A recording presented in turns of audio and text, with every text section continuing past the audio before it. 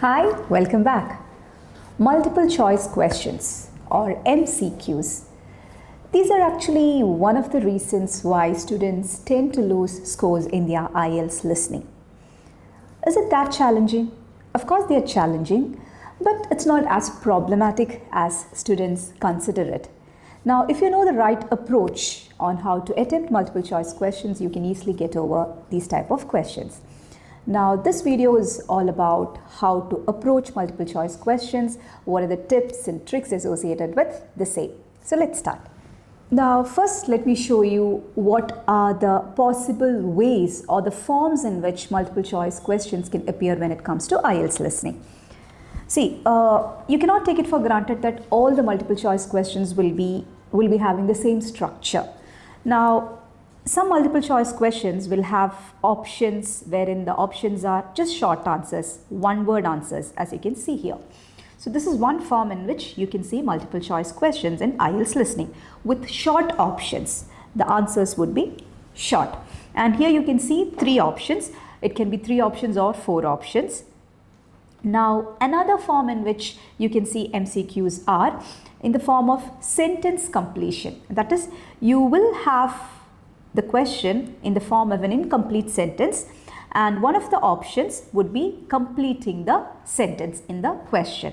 As you can see here, American boys drop out of school at a higher rate than girls because, so the reason, you have to pick it out from these options and complete the sentence. So it can be in this form, either it can be in the form of short answer, or it can be the form of completing a sentence, or it can even be picture based. That is, the options will be four different pictures, and based on the audio that you listen to, you have to spot out the right picture. You might seem that when you just look at it at one glance, you might feel that all these four, A, B, C and D, are similar, right? But if you look at it closely, you can see that you can see this brand name, Saggy. Like in two of the options, in A and C, that brand name is on the bottom left corner. When it comes to B and D, it is in the bottom right corner. Now, if you in the audio, if you hear like there's a brand name in the bottom right corner, then like okay, you can eliminate A and C. And again, like now, okay, both of these are in the bottom right corner. B is also bottom right and D also. Now what will they say? Now again, if you look closely, you can see a mark here, a scratch when it comes to B. That is how closely you have to dive into or get into the questions when it comes to multiple choice questions to ensure that you don't make a mistake.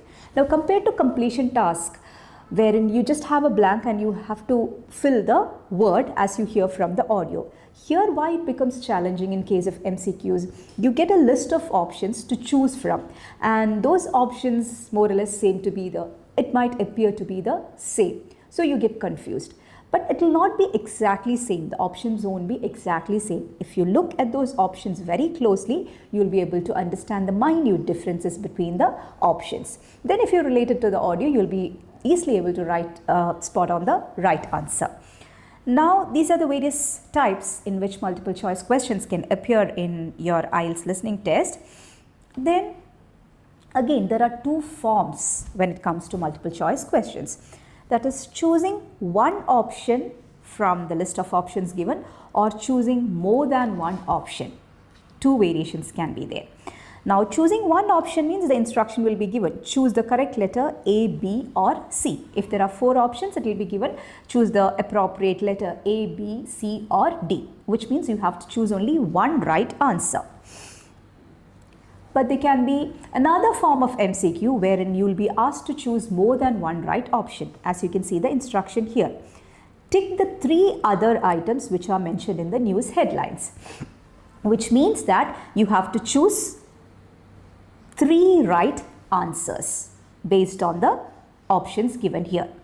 And you can see here the question numbers, questions 11 to 13, which means that 11, 12, 13, and each of the selected option, each of the option that you have identified as right as per listening to the audio, you have to mark it against each question number. For example, as you listen to the audio, if you understand D, F, and H are the right answers. So how to mark the answers onto the answer sheet? Against question number 11, you can write D. Against 12, you can write F. And against 13, you can write H. This is how you mark the answers. In some situations, instead of 3 question numbers, you'll have only 1 question number and you'll be asked to choose multiple options. For example, instead of 11 to 13, suppose it was just 1 question number, 11, and you were asked to choose 3 different options. Then how would you mark the answers? Then you would be marking the answer against 11 as D, F, H.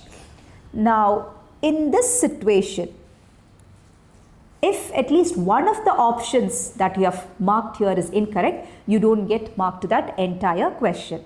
But if the answers are marked in this form, you will lose mark only for that incorrect answer. Suppose D and H are right and F was incorrect, you get marks for question number 11 and 13. But in this case, you will get 1 mark only if all the options marked there are right. I hope that's clear. Now let's get into the tips and strategies that we have to keep in mind while doing MCQs. Tip number 1. Keep moving to the next set of questions. Keep moving to the next set of questions. Now what does this mean? Now before this, you can see on the screen a set of MCQs 37 to 40. Now before this set of questions, suppose if it was matching questions. Just think you had matching questions which were from 31 to 36. Okay. Now at the end of this section, you will be given some time to verify the answers or to go through the answers. Now what verification can be done there? Because the audio would already have been done with. Now you cannot match up the questions with any audio. If it was reading, you have the text there and you can cross check again. But when it comes to listening, once the audio is over, you cannot verify it in any way. Suppose if it was a completion task, you can check for factors like spellings or grammatical factors. All those can be checked during that checking time. But when it comes to other question types, you cannot do anything once the audio is done with. So you should not be spending your time analyzing the section which is already done. Instead, that time which they give to verify the answers, you should be using to go through the questions and options of the multiple choice questions. So when you see that the next set of questions in queue are MCQs, just leave the set which you have already done there and just immediately move on to starting the analysis of MCQs, the questions and options. This is one thing that you have to strictly follow. Now, you can't do anything about the section which is already done. So, keep that idea in mind and then move on. Okay, that is tip number 1. You might feel it as, okay, something very silly, but this is how you get time to understand the question and options of MCQs. Okay, that is tip number 1. Now, tip number 2. Identify the keyword in the questions and options. So keywords, you know, keywords are words which will actually help you in identifying the right answer. So you have to clearly understand what are the keywords in the question and the options so that you don't go wrong with the options. For instance, if you see here, the speaker says the students can visit. So suppose if it was cannot visit, then the complete idea changes. So here the keyword is can visit.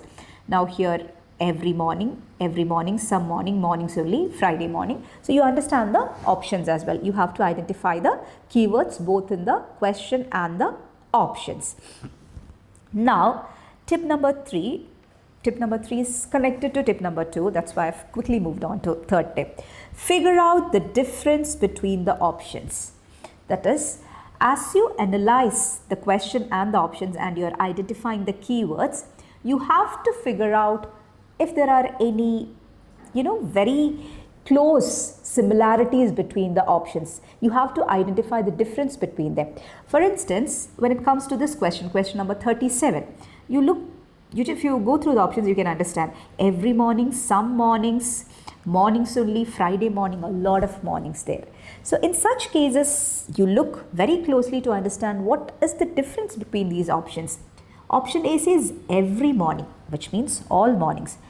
Then B, some mornings. Some morning means again it's morning but not all mornings, maybe a few mornings.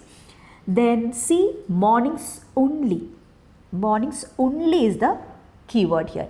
Now only means the student cannot visit the speaker at any other time other than mornings. Then Friday morning. Friday. Very specifically only on Friday mornings the speaker can be visited. So this is how you have to understand the difference between the options. If they are very similar, you have to go deeper into the options and you need to identify the differences between the options. That is another tip that you have to bear in mind when it comes to MCQs. Now tip number 4, don't write down the first answer that you hear. That is another mistake that students make. That, like once the audio starts playing, it is very sure that you will be hearing words from most of all the options in the audio, but all the options cannot be right. Only one would be the appropriate match. So just don't conclude your answer immediately as you hear one word from one of the options. And there are chances that the option from the right word as such will not be mentioned in the audio. So don't jump onto conclusion just by hearing a word from the option. For instance, question number 37 again. The speaker says the student can visit her. Now, if the speaker is saying that you cannot see me on all mornings. So all mornings you heard and every morning is here. And you immediately decide that, okay, A is the right answer.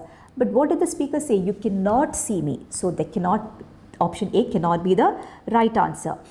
Then the speaker might say that Friday mornings are a bit difficult because I have paper presentation. You heard the word Friday and then you decide, okay, that can be the answer. But what did the speaker say? Friday mornings can be difficult because I have paper presentation. So that is also not the right answer.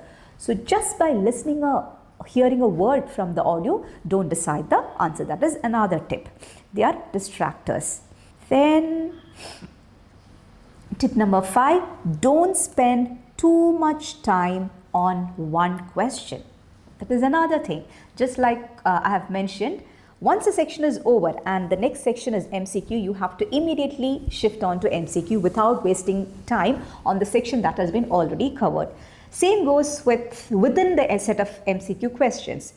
Now suppose they have done their discussion regarding when a student can visit, and they have shifted the discussion to tutorial. You hear in the audio. Now coming to tutorials. Now if you hear the word tutorial, immediately your focus should come on question number 38. Now if you are still on question number 37 thinking what is the right answer, it's not going to help you either with question number 37, neither with question number 37 nor with question number 38. So in this case, what can be done is you can just make an educated guess and move on. That is the only thing, because you cannot hear the audio again. So the only choice what we have is just make a random guess and then move on to question number 38 as soon as you hear the keyword tutorial. This is another very important strategy when it comes to MCQs. Don't stick on to one question, move on as you hear a different keyword which refers to another question. Okay. Now tip number 6, be careful about contradictions, quantifiers, qualifiers, comparatives, superlatives. You might not be, even though you're not familiar with the terms, when I say the situation, you'll be able to understand what it is. See, contractions like but, however, many, some, all these words have their significance.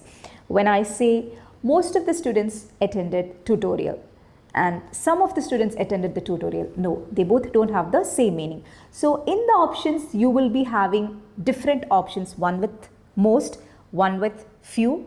So you have to closely listen to these such words, these qualifying words, then contradictions, but, however. So contradictions actually will bring about a change in the idea when they speak. So closely listening to such kind of words will also bring about a huge change in the way how you select the right answer. So you have to be careful with such contradictions. Whenever you hear but or however, you have to understand that now there is a shift in idea. Many, some, all such words have got their own significance. Very, quite, like suppose if in the audio it is mentioned that I'm extremely tired, and in the options you have very tired and quite tired. Which one will you opt for? Very tired.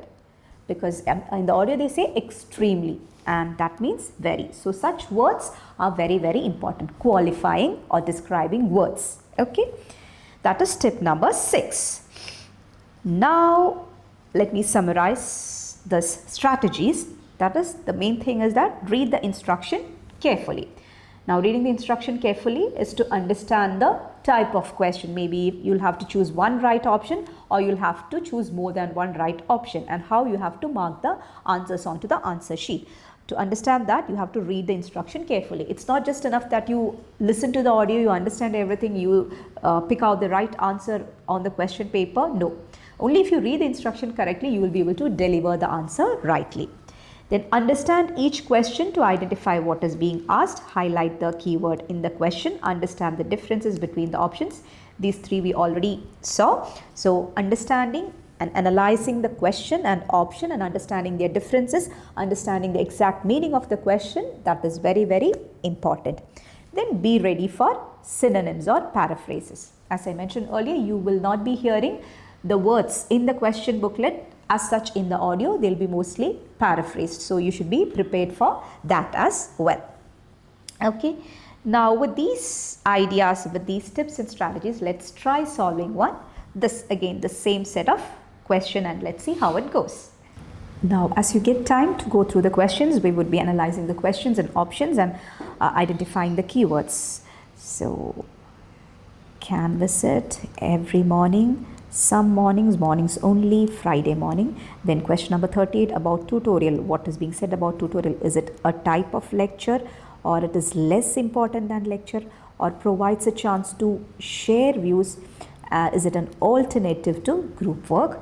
Then question number 39, when writing essays, advice. What is the advice given to students? Should they research well, or name the books they have read, or share work with their friends, or avoid using other writers' ideas? Question number 40, the speaker thinks that plagiarism is a common problem, an acceptable risk, minor concern, or is the serious offense? Now let's see, listen to the audio. As you listen to the rest of the talk, answer the questions 37 to 41. If your lecturers are unavailable, you can always come and see me in my office. I'm available on Wednesday and Thursday mornings and on Friday afternoons. Outside these hours, perhaps you could ring the secretary and make an appointment. Now, you'll note that all of the subjects which you undertake in the first year are composed of lectures and tutorials. A lecture is about an hour long, and a tutorial usually runs for about 2 hours. A lecture is rather like what I'm doing now, where one person will talk to all of you together on a subject. Now, we do ask you to try to attend the lectures. A tutorial is perhaps where most of the learning occurs at a university. You will be divided into groups of between 12 and 15 students, and each week one of you will have to present a piece of work to the group as a whole, and then the group will discuss what you've said. It's this discussion, this exchange of ideas, which really constitutes the basis of university learning, in my view. Listening to lectures in many ways is just giving you information that you could access for yourself in the library. But the discussion at the tutorial is very important. This doesn't mean that you shouldn't go to the lectures, though. Other factors to be particularly concerned about are the structure of essays and delivery of written material. And in particular, I would like to mention the question of plagiarism. Plagiarism is taking other people's work without acknowledging it. That is, without saying where it comes from. Now, of course, all essays are based on research done by other people, but you must remember to attribute the work to the original writer. And while it's a good idea to work with other people, don't hand in work which is exactly the same as your friend's work, because we will notice. If you don't acknowledge the source of your information, then you run the risk of failing the subject, or in very serious cases, you might be denied entry to the university. Last but not least, stay in touch with us. If things are getting you down... Okay, so I hope you've understood how we have got onto the right answer. When it comes to question number 37, very specifically the speaker is saying Wednesday and Thursday. She can be met on Wednesday and Thursday mornings, which means that some mornings. Then when it comes to question number 38, it's asking about tutorials, and it is being said that initially the difference between lecture and tutorial is being listed out, which means that option A will not be the answer. Then it's being said that tutorial is more important than lectures. Of course, B will not be the right answer. And tutorial is actually in fact a group work. So it's not an alternative to group work. So that is also option D is also eliminated, which means C can be confirmed as the right answer. But we do not here, it provides a chance to share views, but it's a good way to exchange ideas. That's what is being said in the audio. Then regarding writing essays, they're talking about plagiarism and how they have to acknowledge the work. That is, acknowledge the work. That is what is being tagged or mapped to name the books they have read. And finally, regarding plagiarism, they are saying that it can be a serious offense. Now, this is how you have to tackle multiple choice questions. Just keep in mind the tips and strategies. It might be what you know, okay, these are to be done, but actually applying them when you do or before attempting multiple choice questions is really important to ensure that you can handle multiple choice questions easily without hassle. So with that, we come to the end of this video. Hope it was helpful. I'm wishing you all happy learning. Thank you. MedCity International Academy. Trusted hands forever.